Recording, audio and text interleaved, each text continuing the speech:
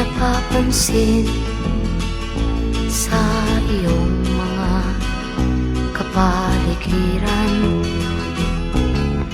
Kay dumi na ng hangin, pati na ang mga ilog natin. Hindi nga masama ang pag-unlad, at malayo-layo na rin ang ating narating. Ngunit masdan mo ang tubig sa dagat, dati kulay asul, ngayon'y naging itim. Ang mga duming ating ikinalat sa hangin, sa langit, huwag na nating paabutin. Upang kung tayo'y pumanaw man sa sariwang hangin, sa langit natin matitikman. Mayroon lang akong hinihiling, sa aking pagpanaw sana ay tag-ulan. Gitara ko ay aking dadalhin, upang sa ulap na lang tayo magkantahan.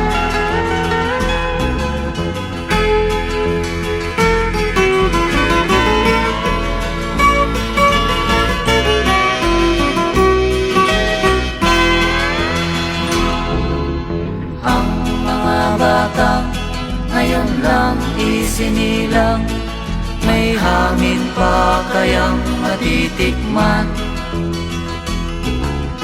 May mga puno pa kaya silang aakyatin? May mga ilog pa kayang lalamuyan? Bakit di natin pag-isipan ang nangyayari sa ating kapaligiran?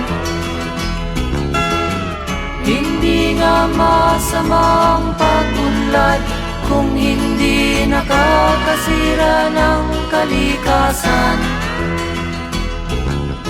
Darating ang panahon, mga ibong dala ay wala nang madadapuan. Masdan mo ang mga punong dati ay kay tatag, ngayon'y namamatay dahil sa ating kalokohan. Lahat ng bagay na narito sa lupa, biyayang galing sa Diyos kahit nung ika'y wala pa. Ingatan natin at huwag nang sirain pa, pagkat pag kanyang dinawi tayo'y mawawala na.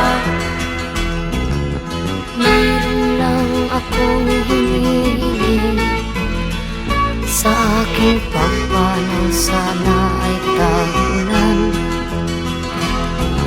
Gitara ko ay aking dadalhin, upang sa ulap na lang tayo magkantahan.